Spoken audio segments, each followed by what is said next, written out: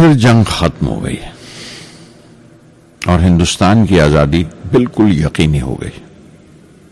मैंने अब्बा से रामेश्वरम छोड़ने की इजाजत चाही। मैं डिस्ट्रिक्ट हेडक्वार्टर्स रामनाथपुरम जाकर पढ़ना चाहता था। शमसुद्दीन और जलालुद्दीन मेरे साथ रामनाथपुरम तक गए मुझे श्वार्ट्स हाई स्कूल में दाखिल कराने के लिए। जाने क्यों वो नया माहौल मुझे रास नहीं आया। रामनाथपुरम बड़ा मसरूफ शहर था और करीब 50,000 की आबादी थी, लेकिन रामेश्वरम का सुकून और इत्मीनान कहीं नहीं था। घर बहुत याद आता था और घर लौटने का कोई मौका मैं छोड़ता नहीं था। श्वार्ट्स हाई स्कूल में दाखिल होने के बाद एक 15 साल लड़के के तमाम शौक जो हो सकते थे मेरे अंदर जाग उठे। मेरे टीचर अय्या दुराई सोलोमन बेहतरीन रहबर थे, गाइड, उस नौजवान जहन के लिए जिसके सामने जिंदगी की बेशुमार मुमकिनात खुलने वाली थी।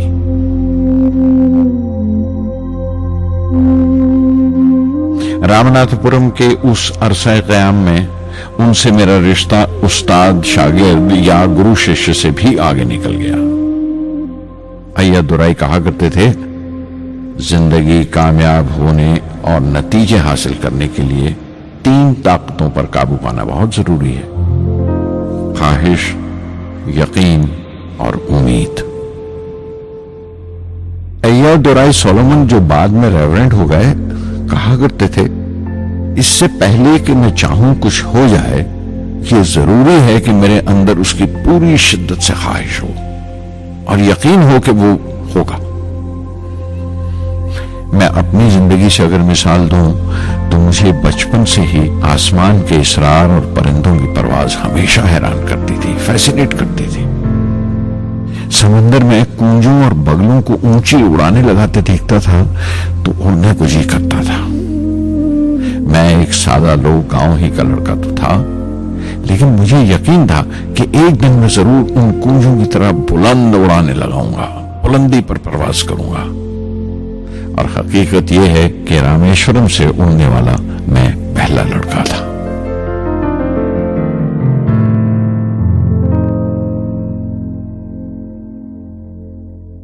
श्वार्ट्स स्कूल में तालीम खत्म करते करते मेरे अंदर खुद एतमादी बस चुकी थी और मुझे यकीन था कि मैं जरूर कामयाबी हासिल करूंगा।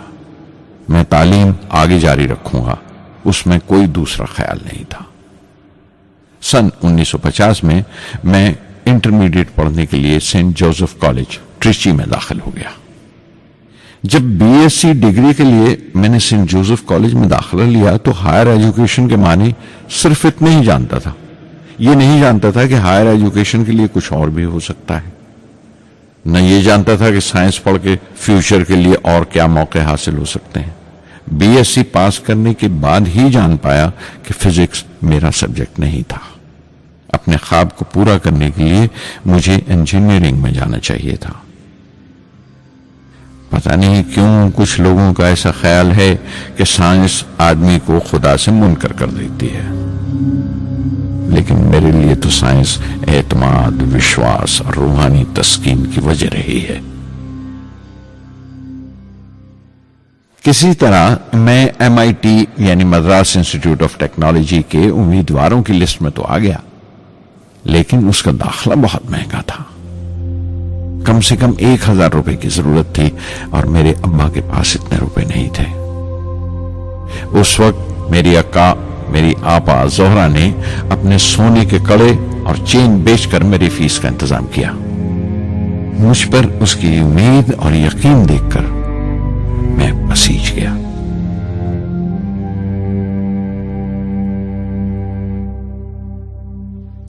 MIT में सबसे ज्यादा मजा आया। वहां 2 हवाई जहाज रखे देखकर जो उड़ान से बरी कर दिए गए थे, मुझे उनकी तरफ एक अजीब सा खिंचाव महसूस होता था। और जब सब लड़के हॉस्टल लौट जाते थे, मैं कई कई घंटे उनके पास बैठा रहता था।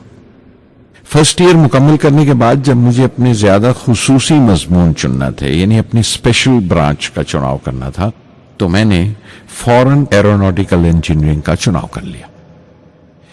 MIT की तालीम के दौरान मुझे 3 टीचर्स ने बहुत मुतासिर किया। Professor Sponder, professor KAV Pandalai, professor Narasimha Rao. Professor Sponder technical aerodynamics सिखाते थे। एरोनॉटिकल इंजीनियरिंग में दाखिले से पहले मैंने उनसे सलाह ली थी।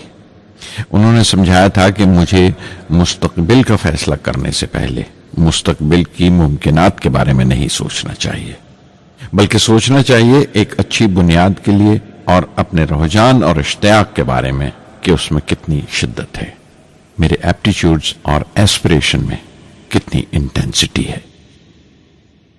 मैं खुद भी होने वाले इंजीनियरिंग स्टूडेंट्स से कहना चाहता हूं कि जब वो अपना स्पेशलाइजेशन का चुनाव करें तो ये देखें कि उनमें कितना शौक है, कितना उत्साह है और लगन है उस शोबे में जाने के लिए।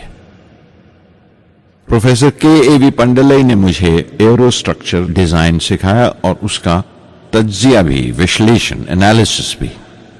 वो बड़े खुशदिल और दोस्त टीचर थे और हर साल कोई ना कोई नया तरीका, नया नजरिया लेकर आते थे कोर्स में। प्रोफेसर नरसिंह राव मैथमेटिशियन थे। वो एरोडायनेमिक्स की थ्योरी सिखाया करते थे।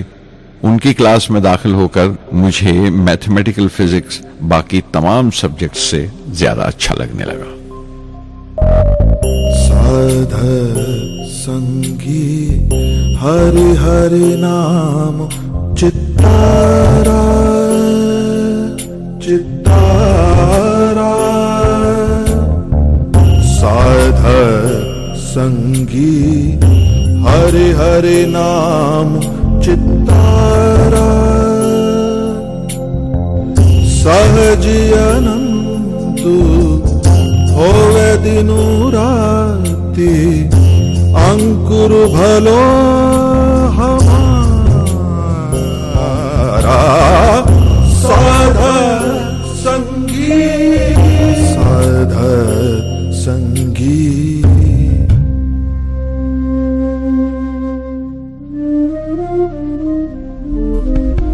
गुरुपुरा भेटियो बड़ भागी, गुरुपुरा भेटियो बड़ भागी, जाको अंतु न पारावारा, अंतु न पारावारा, नानक सरनी गही स्वामी की, पुनः पुनः नमस्कार, साध संगी साध संगी।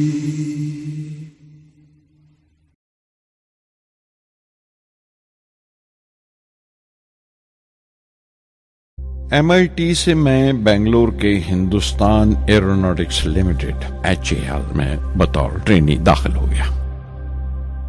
HAL से जब मैं एरोनॉटिकल इंजीनियरिंग ग्रेजुएट बनकर निकला तो जिंदगी ने 2 मौके मेरे सामने खड़े कर दिए।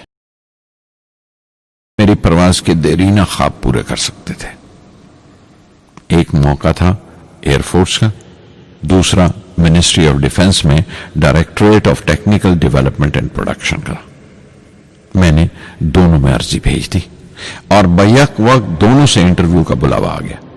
एयरफोर्स के लिए मुझे देहरादून बुलाया गया था और डिफेंस के लिए दिल्ली। मेरे दोनों मुकाम 2000 किलोमीटर के फासले पर थे। यह पहला मौका था मेरा अपने वसी और विराट वतन को देखने का। खिड़की पर बैठा मैं इस देश की सरजमीन को पांव तले से बहता हुआ देख रहा था। हैरान था कि उत्तर की तरफ सफर करते हुए एक ही मुल्क का लैंडस्केप कैसे बदलता चला जाता है। मैं 1 हफ्ता दिल्ली में ठहरा, डिफेंस मिनिस्ट्री का इंटरव्यू दिया। इंटरव्यू अच्छा हुआ था। वहां से मैं देहरादून गया एयरफोर्स सिलेक्शन बोर्ड के इंटरव्यू के लिए। 25 उम्मीदवारों में मैं 9वें नंबर पर आया। मेरा दिल बैठ गया, बहुत मायूस हुआ और कई दिन तक अफसोस रहा कि एयरफोर्स में जाने का मौका मेरे हाथ से निकल गया। मैं ऋषिकेश चला गया, दिल पर यह बोझ लेकर कि आने वाले दिन बड़े सख्त होंगे।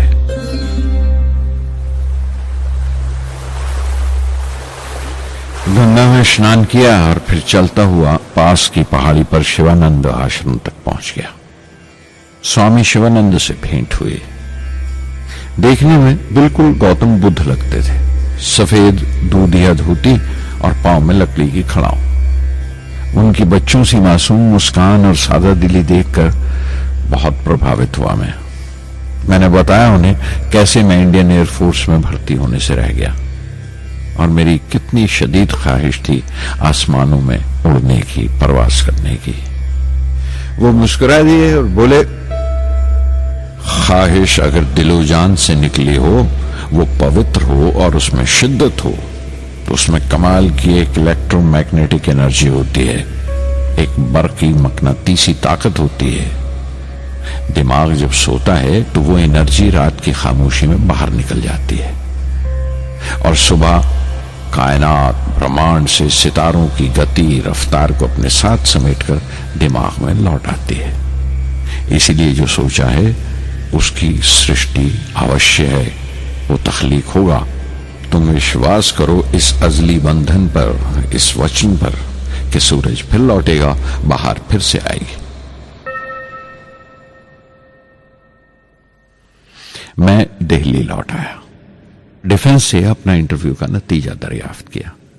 जवाब में मुझे अपॉइंटमेंट लेटर थमा दिया गया और अगले दिन से सीनियर साइंटिफिक असिस्टेंट मुकर्रर कर दिया गया, 250 रुपए की माहाना तनख्वाह पर। 3 साल गुजर गए। उन्हीं दिनों बेंगलोर में एरोनॉटिकल डेवलपमेंट एस्टेब्लिशमेंट ADE का एक नया महकमा खुला और मुझे वहां पोस्ट कर दिया गया। बेंगलोर कानपुर से बिल्कुल मुख्तलिफ शहर था। मैं अपने डायरेक्टोरेट की पोस्टिंग का पहला साल वहां गुजार चुका था। दरअसल हमारे देश में ये एक अजीब तरीका है, एक अजीब सा ढंग है अपने लोगों को हद दर्जा तक निचोड़ लेने का, जो हमारे लोगों को इंतहा पसंद बना देता है। शायद इसलिए